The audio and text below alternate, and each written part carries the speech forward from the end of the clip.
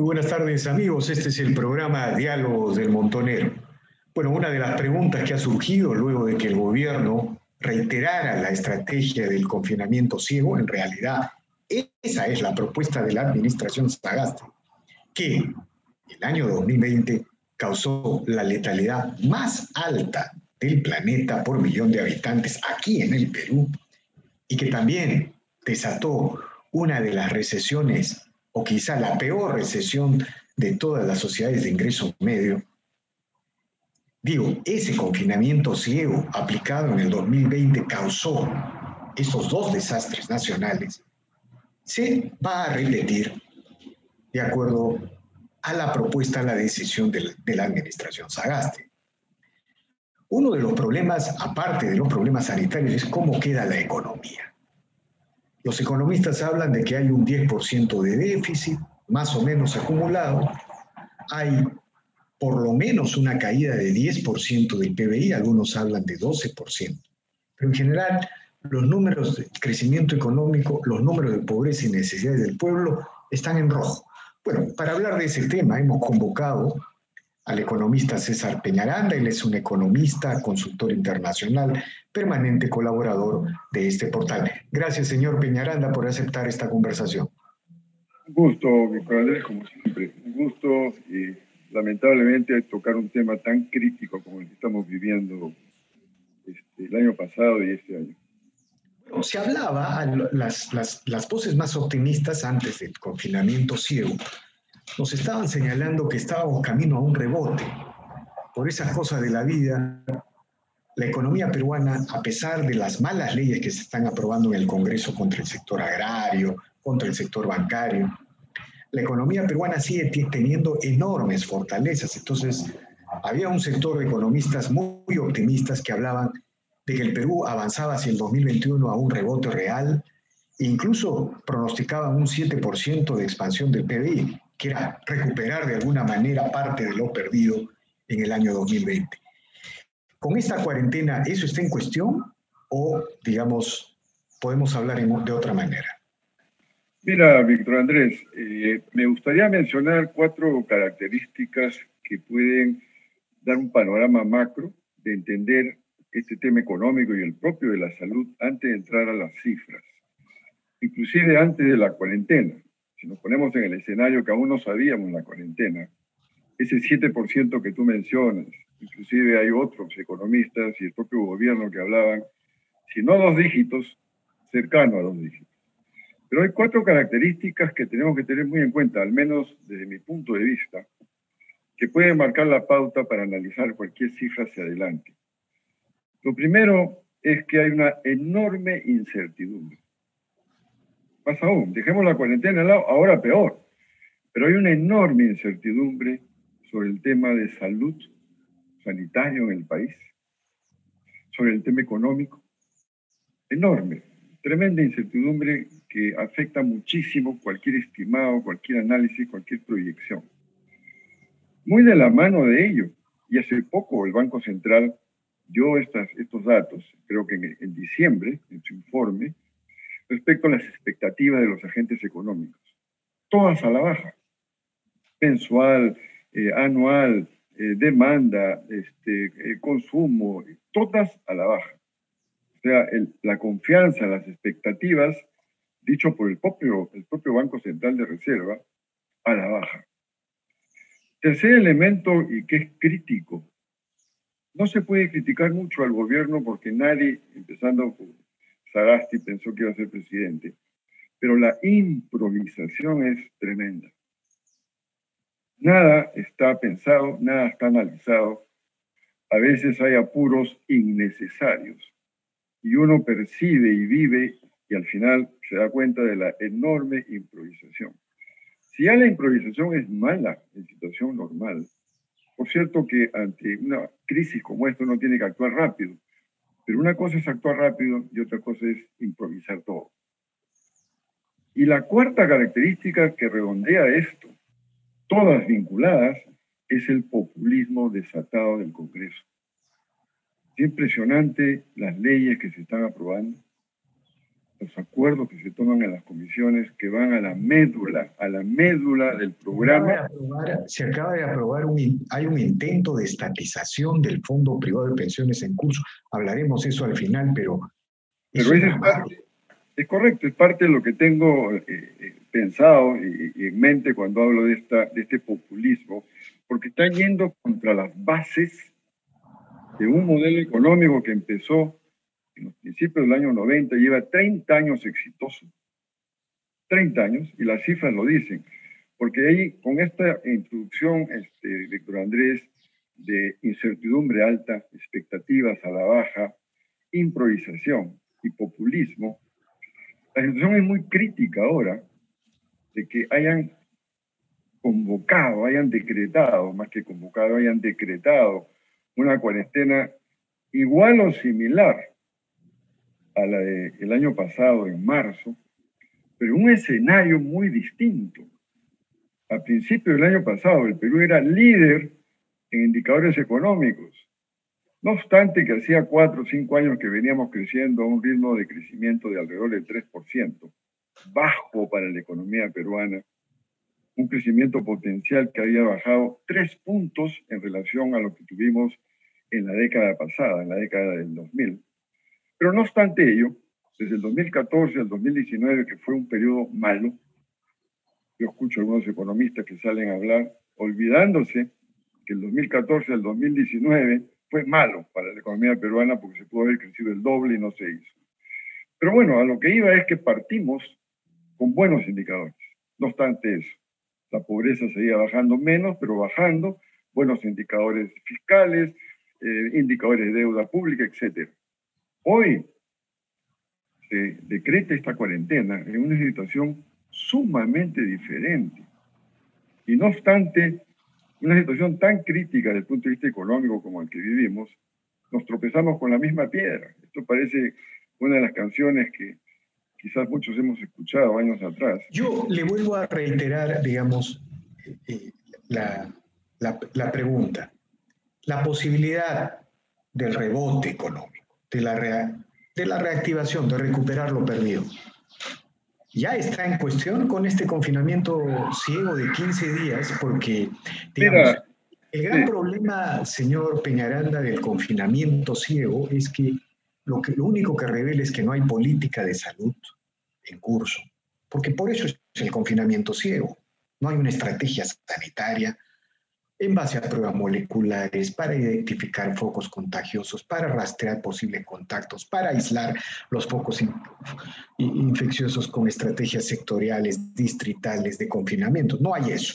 Tampoco los hospitales están equipados. Los empresarios del Perú están trayendo 3.000 respiradores Borto de uno o de dos usos que van a salvar las vidas.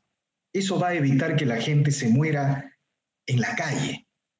3.000 son unos respiradores que usa el ejército de Estados Unidos, pero no se equipó. El Estado, a pesar de tener tantos recursos en 2020, no ha equipado absolutamente, no hay nada significativo diferente. Entonces la pregunta es, ¿el inicio del confinamiento ciego ya está poniendo en cuestión la reactivación? Va a golpear en primer lugar todo lo que es servicios, todo lo que es empleo. Eso es desde saque, no es verdad.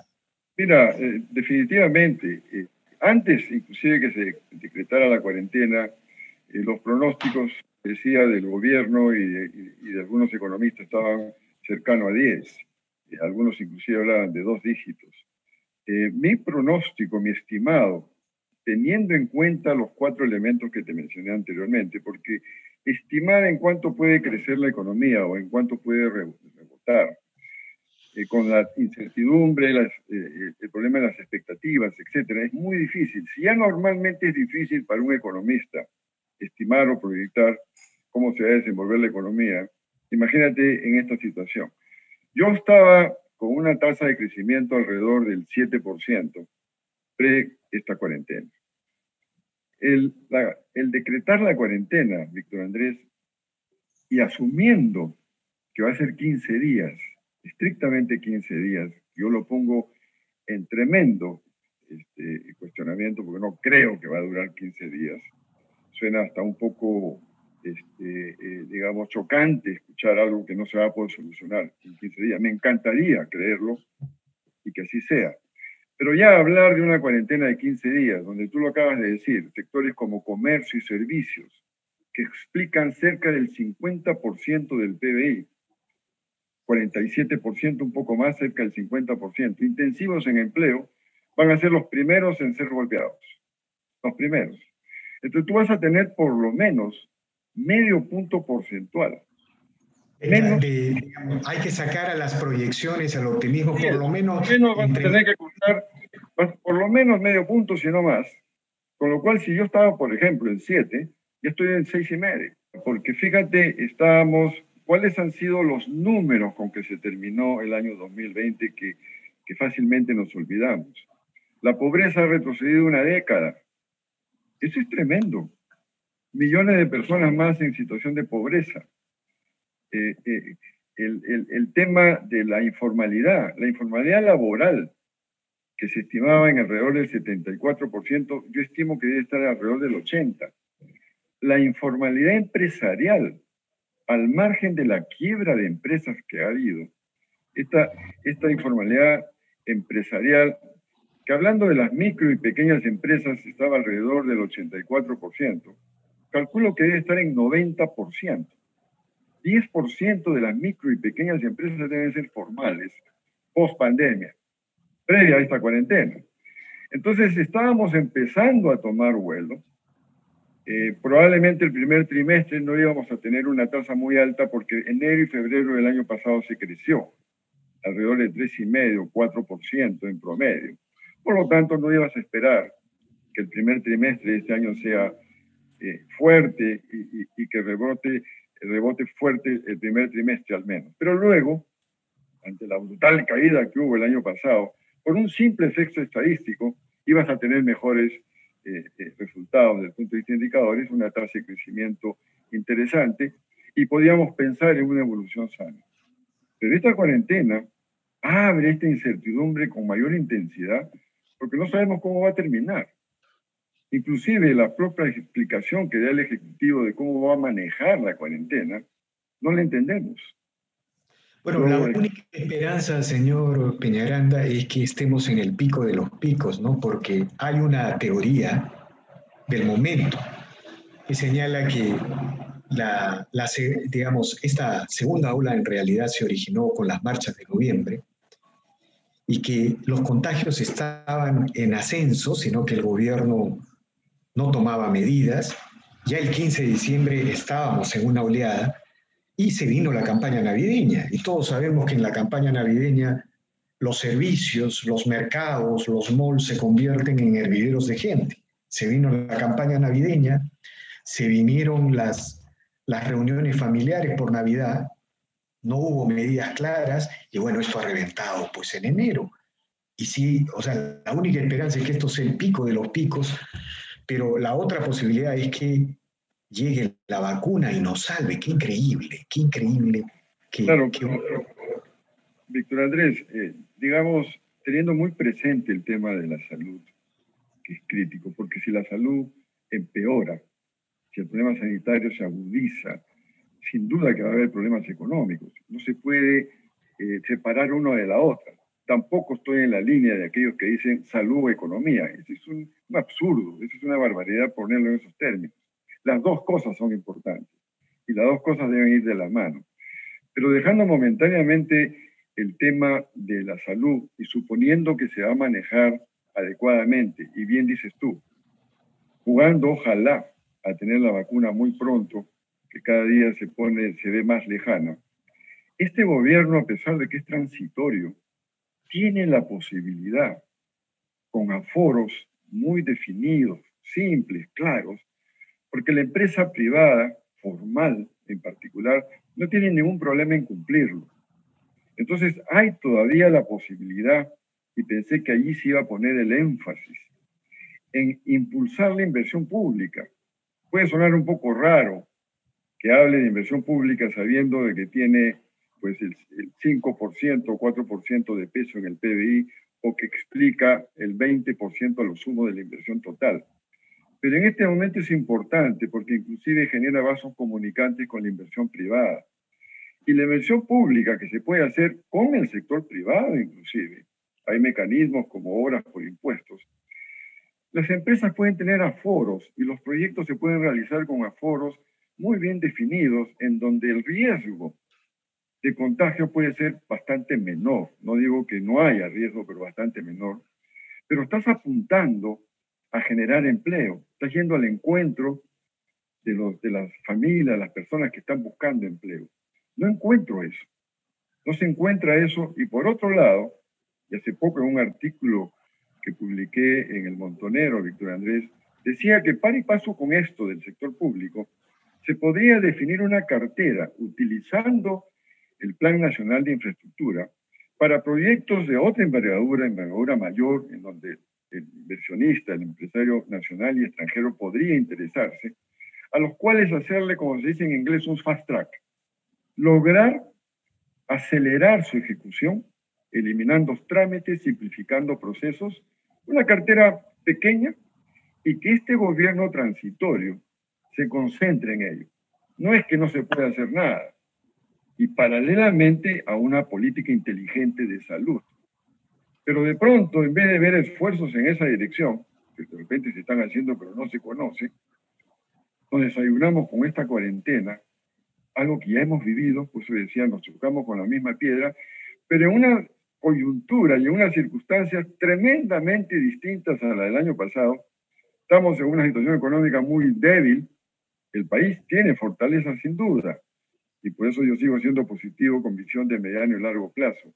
Pero en el corto plazo hay muchos problemas, y no obstante ello, lanzamos una cuarentena que nadie le entiende. Creo que el propio Ejecutivo no sabe cómo la va a implementar y cómo la va a controlar. Porque si tenemos 80% de los trabajadores informales y 90% de las micro y pequeñas empresas informales, pregunto, ¿cómo se va a controlar ello? Todo eso es imposible, pues. Eso es absolutamente inviable. Imagínese los hogares, como usted señala, ¿no? El día de hoy se discute cuánto ha crecido la informalidad de la economía. Antes de la pandemia se solía decir, las cifras señalaban que 60% de la economía era informal, el 40% era formal. Ahora todos hablan de casi 70% de informalidad del total de la economía. Entonces, esa gente que tiene que trabajar para el día a día va a enfrentar la disyuntiva de si sale, enfrentar el miedo a morirse por el COVID o morirse de hambre. Es evidente que la decisión va a ser clara. Este confinamiento es para los sectores medios, es para los distritos desde San Miguel hasta Barranco y quizá llegando a los distritos de Asia Sur, pero no es para los cordones populares o los barrios populares en Lima o los cordones populares que rodean a las grandes ciudades del país. La gente va a salir a comprar y vender porque tiene que sobrevivir. Sin ninguna duda, y además fíjate, Víctor Andrés, nuevamente retomamos lo que fue uno de los temas mal manejados y que creó, además, elevó el ritmo del contagio, que fueron los famosos bonos, que son los subsidios. Ahora se está hablando, generando expectativas en la población, además con un fisco con pocos recursos. Esa es una, permítame ahí preguntarle, ¿usted cree esta idea, se pospone un mes el pago de impuestos? Bueno, Lima está incluida, la tercera parte de la economía, ¿no es cierto? Se posterga un mes el pago de impuestos y se ofrece un bono de 600 soles para 4,5 millones de familias, si no me equivoco. ¿El Estado tiene recursos para hacer esto? ¿Ya no estamos quebrados en la práctica? Bueno, mira, el Estado siempre tiene alternativas de manejo y por eso que la deuda pública, que está en 26%, que era una de las cartas fuertes que tenía el Ejecutivo frente a las calificadoras de riesgo para mantenernos en un país de inversión en situación estable, esa deuda pública está en 35% hoy. Esa es otra herencia de... Claro, y camino a seguir, y Víctor Andrés, y camino a seguir subiendo, claro. Entonces, sin duda que va a salir más de uno a decir, pero no hay problema, podemos seguir endeudándonos, porque qué cosa es 35, qué cosa es 40 o 50% cuando países cuando otros países, inclusive en América Latina, tienen muchísimos porcentajes mucho más altos. Pero esa no es la solución.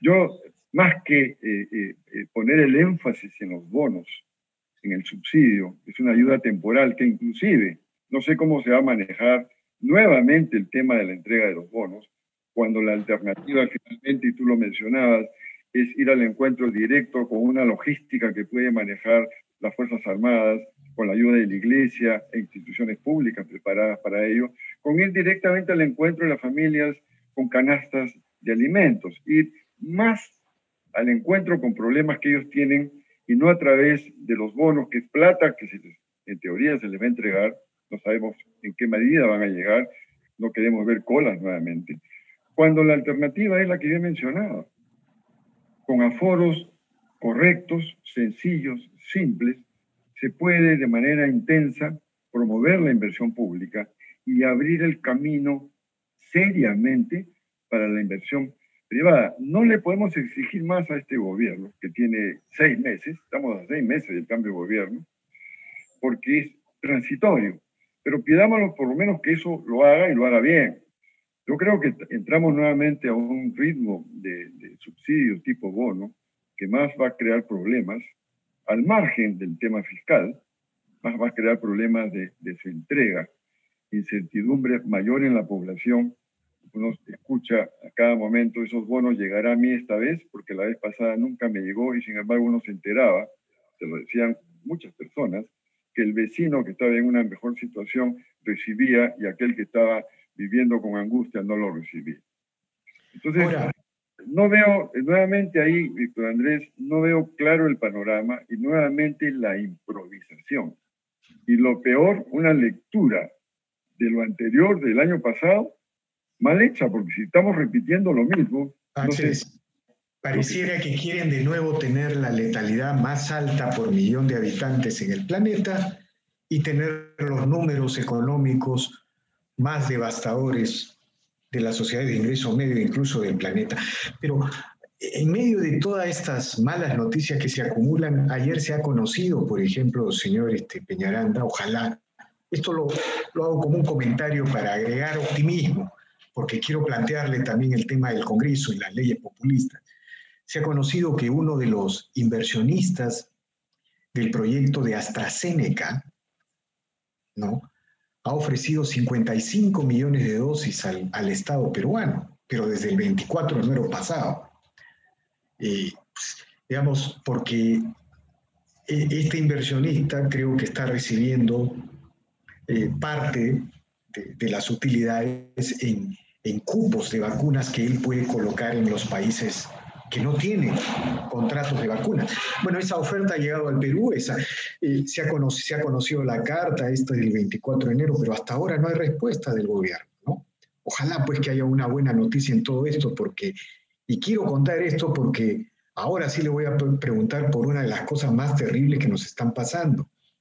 En medio de esta devastadora recesión, en medio de esta falta de política sanitaria para contener el COVID, el Congreso ha decidido destruir el modelo económico que nos ha permitido triplicar el PBI y reducir la pobreza de 60 a 20% antes de la pandemia. Ha aprobado una ley agraria que desincentiva las inversiones agrarias. Ha aprobado una ley sobre tope de interés que excluye a los pobres en la práctica de las posibilidades de acceder a un crédito formal. Y ahora pretende estatizar las pensiones, pretende crear un organismo estatal bajo cuya supervisión, bajo cuya autoridad está el sistema privado de pensiones. Ya conocemos esa historia. Eso es para utilizar el ahorro privado más grande de la historia del Perú, emitir bonos para proyectos clientelistas y estos proyectos elefantiásicos que ya conocemos en el país. Es destruir la plata de los aportantes al sistema privado de pensiones. Coméntenos, por favor, sobre ese tema o esos temas, señor Peñaranda. Mira, tú lo has puesto muy claro, Víctor Andrés, y cuando al inicio de la entrevista mencionaba estos 4 elementos, la incertidumbre, las expectativas, la improvisación, y el cuarto era el populismo desatado del Congreso. Es realmente lamentable, y hablaba por mis vinculaciones que tengo con varias personas a nivel internacional y me decían que no entendían cómo un sector tan potente como el sector agropecuario, agroindustrial, que estaba exportando a diferentes partes del mundo, que cada vez ampliaba más su cartera de productos exportables y cartera de países a donde llegaba, sin mayor análisis y por la bulla en la calle, por la grita en la calle, destruye una política, un sector que estaba dando la pauta y que era uno de los motores. Más aún, era este sector que había tenido un proyecto laboral especial, el régimen especial agrario. Uno de los elementos claves del régimen especial agrario es el tema laboral, que muchos decíamos que sirviera de base para hacer la reforma laboral integral. Pues eso lo han destruido.